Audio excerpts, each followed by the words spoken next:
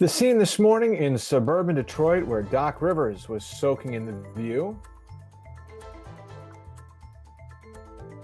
Tobias Harris has been a man on a mission, one of several for the 76ers, vital to the team during their current three-game winning streak.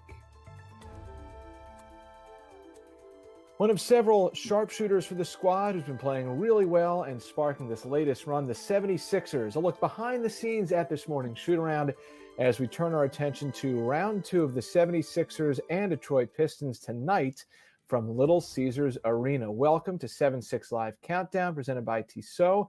I'm Brian Seltzer. There's Lauren Rosen. Squad's hot right now, Lauren. 3 straight wins, best in the Eastern Conference at 12-5, and an opportunity to really maximize as much momentum as they possibly can heading into a big matchup on Wednesday. Not to look ahead, but to look ahead. The game on Wednesday at home against the first place out of the West Los Angeles Lakers. For sure, Celts, would be good to take care of the Detroit Pistons tonight so that the team can look ahead to that big matchup on Wednesday. Of course, tonight offering the Sixers their 4th win straight if they can get it, and their 4th series sweep of the season, which would be great. They've only had 4 series so far. Would be cool to see them put Detroit away the way that they were able to do with Charlotte, Miami, and Boston. One weapon the 76ers had against Detroit in their 114-110 win on Saturday night at Little Caesars Arena. Joel Embiid, who was named Eastern Conference Player of the Week earlier today. We'll get to that in a moment. But no Joel Embiid tonight due to tightness in his back. That's a situation the Sixers through the last couple weeks have had to manage and maneuver around just a little bit. But it does sound, Lauren, like there's a chance we will see him, a likely chance on Wednesday. I'm not passing off any doctor's declaration or decree, but reading between the lines, it seems like there's a good shot he'll be available on Wednesday.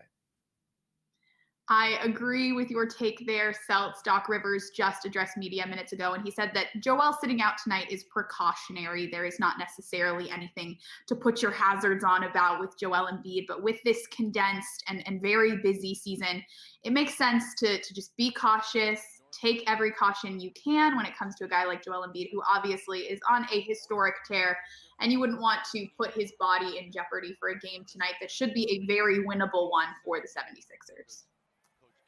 But just because Joel is not playing tonight does not mean we will not show some of the great highlights he was involved with from Saturday's 4-point victory. And yes, the 76ers revving up, Lauren. They have won 3 consecutive wins, weathered the storm of having players going on and off the roster pretty well, and they're in a great spot right now. And one thing that I think has been very encouraging in recent games, especially in a couple of the matchups with Boston in that series, and also in a game that they really had to fight through on Saturday night, part of this team's identity has been closing things down or coming back and then shutting things down in the fourth quarter. I think there's been a really good productive killer instinct that this team has exhibited so far. Yeah, it's been really promising, Celts, to see the team break ties or even come back from deficits at halftime to put a game away in the second half. That's a skill that this team has been missing a little bit over the last few years. So it's been really great to see them grow into a team that can shut things down in the second half. Of course, I think Doc Rivers would say that he would love for the team to get out a little bit hotter and create an advantage in the first half that then they just have to maintain instead of having to cover a disadvantage. But I completely agree with you. This team has been able to stay in tight contests and then put their foot on the gas at the end of games and rattle off some really good wins in clutch time. It's been very heartening to see, especially this early in the season. And I don't think we talk enough about how this is still a very new group together. To be leading the Eastern Conference and clicking as well as they are, having only played these, whatever it is, 17 games together ever, is very impressive to me. I think another thing, too, about the way the Sixers have been able to close out games is that we've seen them do it in a couple different ways. Earlier on this season, maybe there was an opportunity for Tobias Harris to do some work to bring the 76ers back into a game late.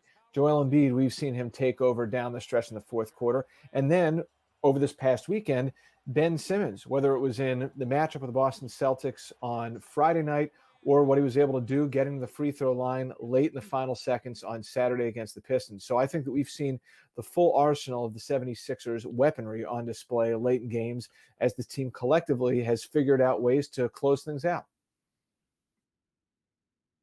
Absolutely. It was great to see Ben fire up in that fourth quarter and not be afraid to get to the line and seal the game from the free throw line, which is somewhere that he says he's been trying to improve. Doc Rivers has sort of challenged him to get to the line more, and to see Ben answer the call the way he did in a really crucial moment, I think was really special and very promising for Ben, who appears to be on quite the tear. And hopefully tonight we'll have more opportunities to continue on the offensive and defensive end, especially without Joel Embiid. They're going to need him. Here's a look at Ben Simmons from Saturday's win and some of the numbers that made up a very impressive, arguably most productive, well-rounded stat line of the season for Simmons. Was really encouraging to see him get off to a strong start. He was off the charts between the first and second quarters. He had 16 points by halftime. Defensively, he made life miserable for Detroit's leading scorer, former 76er Jeremy Grant. And then those free throws, as Lauren talked about. Now, I don't know, Lauren, some people may want to call this for Ben over the last two games a redemption, a rebound. Some may say it could be more along the lines of a resurgence or a reaffirmation. Whatever it is, I think how people are describing it, it's a reflection of the fact that Ben Simmons has been playing really, really productively. I also think it's important to note that maybe if it was a resurgence for Ben, it was a resurgence on the offensive end. His defense has been elite all season long. It's cool to see him continue defending at such a high level and then also back it up on the offensive end. And we go back to this a lot, but Ben did tell us that he feels like as long as the team is winning, he is doing something right. It doesn't matter how much he scores, but over the last few games, they've needed him to score, and he's done just that. So it is really cool to see Ben set goals for himself and then accomplish them. It's cool to hear him talk the talk and then walk the walk on the court as well. Speaking of people talking the talk, let's check in with what Doc Rivers had to say, giving his evaluation of the 76ers in that win on Saturday night. Yeah, it was a tough night. I tell you, it wasn't a beautiful game by us, but it was a win. It was one of those NBA games where you could see our legs. We got so many wide open shots down the stretch. Everything was front of the rim. We just needed to survive the game, and I thought our guys did that. So really happy with the win. It's a road win, which we need to keep chalking those up. First win in one of those back-to-back series, and it's so important to win that first game when you have those back-to-back games with the same team. So we've done that. So a lot of good things. If you watch sports enough, and let's just keep it to basketball right here, sometimes after a win that might seem like it came somewhat handily, a coach might not sound happy, might have felt like his team could have done more, and not sound overly thrilled with the result. Then there's other games which aren't as pretty and are close and require you to be gritty and scrappy, and a coach sounds like he's over the moon. I'm not saying that Doc sounded over the moon, but you could tell, Lauren, he was proud of what the 76ers did, how they went about things in that game on Saturday. Not the most optimal circumstances, second night of a back-to-back, on the road no less, and they still found a way, which is something that good teams have to learn how to do. Celts, you and I talked about that on the Mailbag Monday podcast this morning on the 76ers Podcast Network, which you should all subscribe to. But every win counts for one win. And I think Doc Rivers was really excited to have the team win a game that was, like you said, a second night of a back-to-back on the road when the team might have been feeling some fatigue, fell behind, and then still managed to grind it out. There's a lot of good there. Even if the team maybe was supposed to win that game, the fact that they rose to the occasion, maybe defeated some of the odds that came about during the game, was really, really good to see. A win is a win is a win. I don't think we can have conversations. In fact, it's not a matter of thinking. It's a matter of knowing. You cannot have a conversation about the 76ers these days without bringing up Joel Embiid and everything that he's been doing. So we know he's not going to play tonight. He's being held out as precaution due to tightness in his back. The expectation is that he will return for Wednesday's primetime matchup with the Los Angeles Lakers. But the news of the day concerning the Sixers, Lauren, obviously Joel Embiid, for the fifth time in his career, named Eastern Conference Player of the Week. And it'd be great to take a look at some of the numbers that Joel put up over the previous week. Perhaps most important, before we even get into his individual stats, 76ers, Lauren, went 3-0. They had a perfect week. And then when we're able to show some of the numbers, you'll see just how dominant and impactful Joel was in those three games. It's a good point, Celts. When Tobias Harris won Eastern Conference Player of the Week earlier this season. He said usually this type of award is a reflection of a team that goes 3-0 that week. So now we've had this happen twice. 2 players rewarded with Eastern Conference Player of the Week honors. And these stats from Joel have just been ridiculous. 37.7 points per game, 61.1% from the field, 44.3% from 3, 81% from the line, over 11 rebounds per game. I mean, that's just crazy, right? It's crazy. It's MVP level stuff. I don't know about you, Lauren, but sometimes when I've seen awards like this get announced in the past, it could be someone like a Kawhi Leonard or a Stephen Curry or LeBron James or whomever, and you see their splits for a week, a Damian Lillard, and it's like, wow, a guy scored he averaged 30-some points for a week, shot at a ridiculously high rate, so on and so forth. But now you look at Joe's stat line from last week, 37.5 points, and you're like, he's our guy if you're rooting for the Sixers.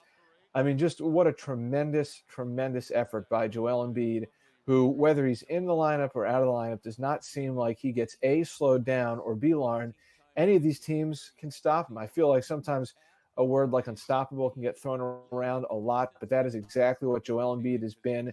And while not quite as flashy, his work on the defensive end, just as important to the 76ers' success.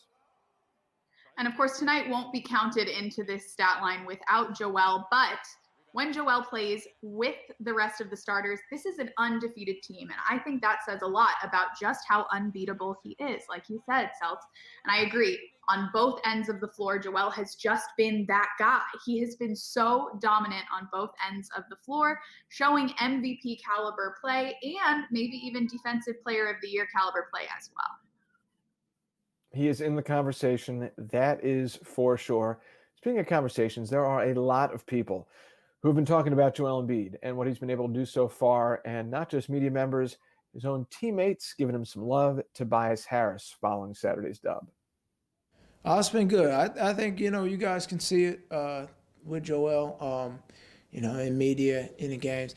He's in a good place of just having fun and enjoying the game. And he's a competitor. He loves to play basketball, loves to compete in general. It doesn't matter what it is. But he's having fun out there on the floor. We're embracing each other. It's a really good vibe from a whole team as a whole. And I think, he's, I know he's one of the biggest parts of it. And he's starting to use his voice a lot more out there on the court for all of us to kind of, follow up on. So, it's been awesome to be able to be out there with that. Embiid against the Pistons on Saturday, 33 points, 14 rebounds. I think, Lauren, that perhaps on a different tier, if there were a runner-up Eastern Conference Player of the Week, Tobias Harris might be able to throw his name into the hat for something like that, not to be overshadowed. He has been providing the 76ers with some excellent contributions as well. Well, Tobias Harris has always been consistent and steady. He rarely misses any games. He's always playing at a high level when he's out there. He's scored in double figures in every game he's played in thus far this season. And when we talk about how consistent Tobias is, that consistency now has taken on a new level because of how well he's playing this year. So he remains consistent, but that consistency is at an even higher level. I agree with you. It seems like maybe some more awards coming down the road for Tobias this year. Speaking of guys and their consistency, Ben Simmons, as we return the conversation to him, just loving what we've been seeing the last couple games from Ben, a combined 35 points and 12 rebounds to go along with 18 assists the last 2 games for the Sixers, and also showing up in the box score and on the court when it really matters. Him closing out the Boston Celtics. It was so nice, Lauren, to see him pick right back up where he left off.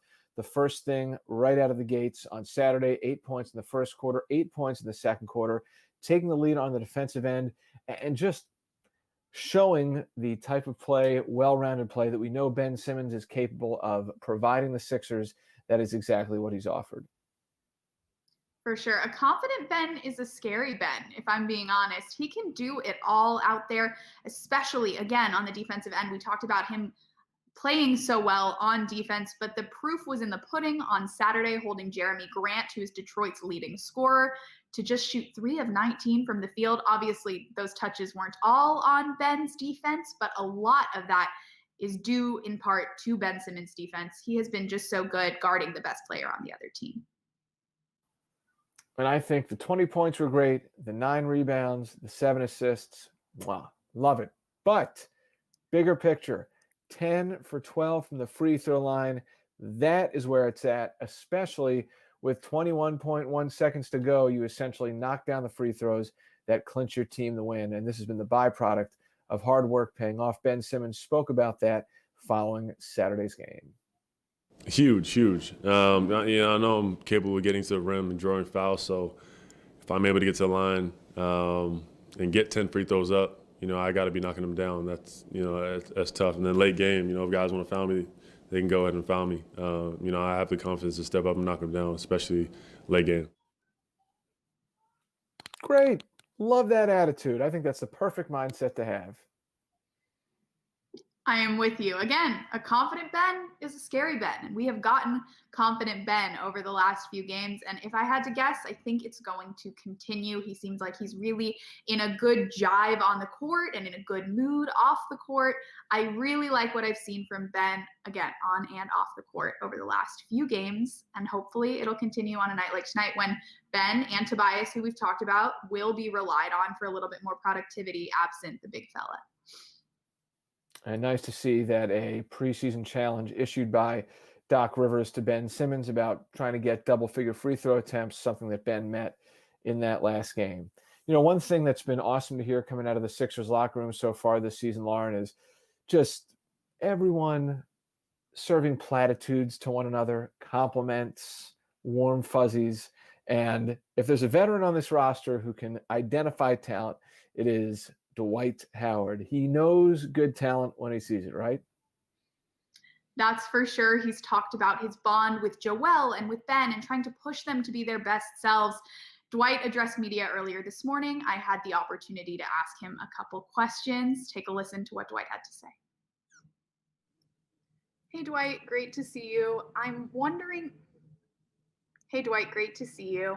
You've said from the first day you got here, you were excited to bond with Joel Embiid and hopefully help him bring out the best in himself. What have you seen from him over the last few games as a fellow big man that's really made the run he's on so impressive?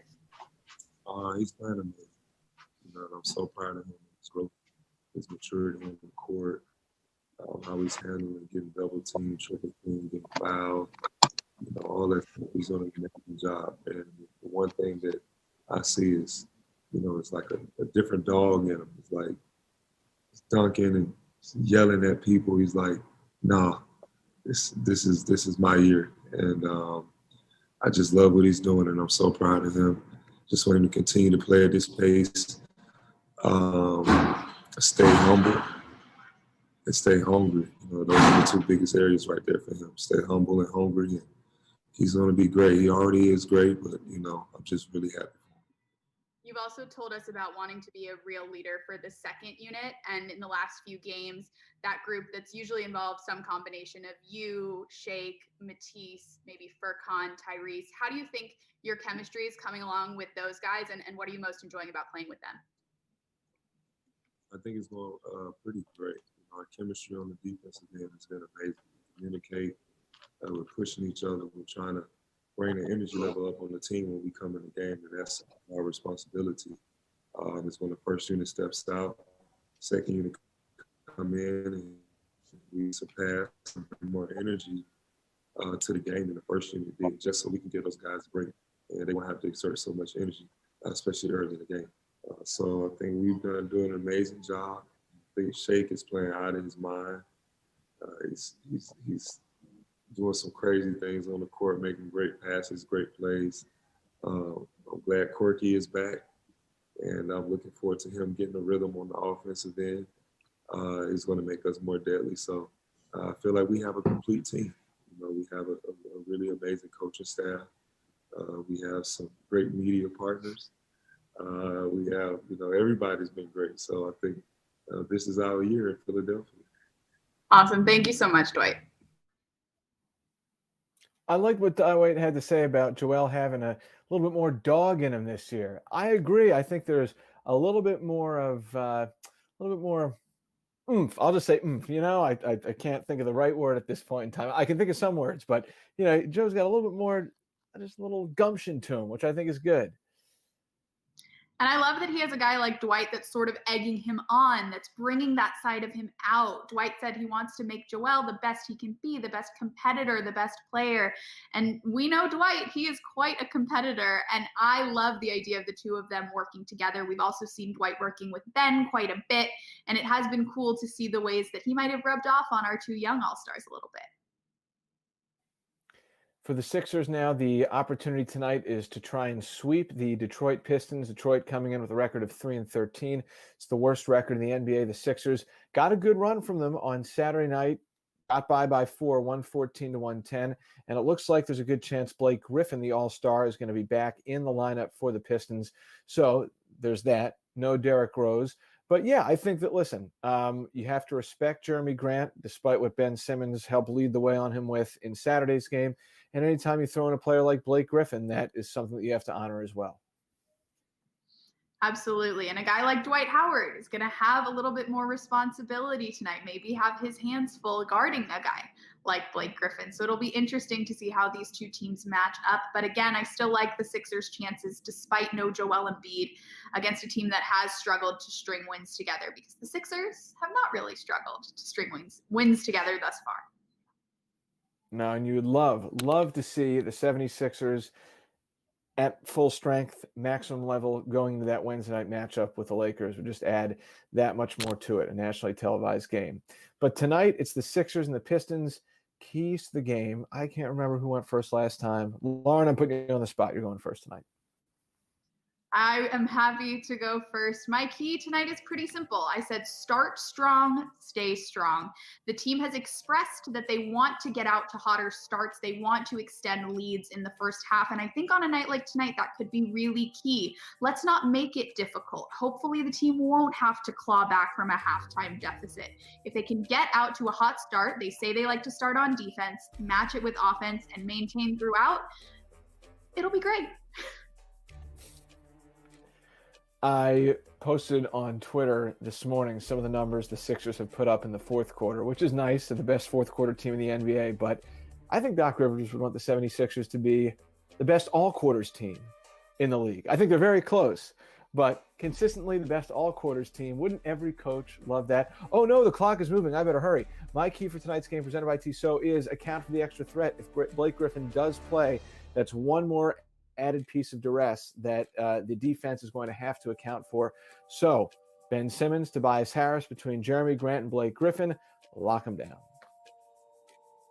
I love it. I'm all in. Let me tell you, it's a little starting to get a little perspiration on the brow there. Yeah. We'll have to talk to Ryan Cleddy and Trevor Gaffney about this fast start. But you had to deal with a fast start a few games ago, so I guess it's only fair that we all have some of our fast starts, the keys to the game every now and then. Hey, look. In 2020, 2021, it's all about making it work, regardless of what the circumstances are, and you did a great job of that tonight. Well put. Great job, as always, by our technical crew of Ryan Coletti and Trevor Gaffney. Lauren, I'll let you have the last word tonight. What do you got? Well, thank you, everybody, as always, for joining us. It's such a pleasure to follow along in the comments with you. If you want to know anything else specific, last time we had some specific questions about Furkan Korkmaz. Always hit us in the comments.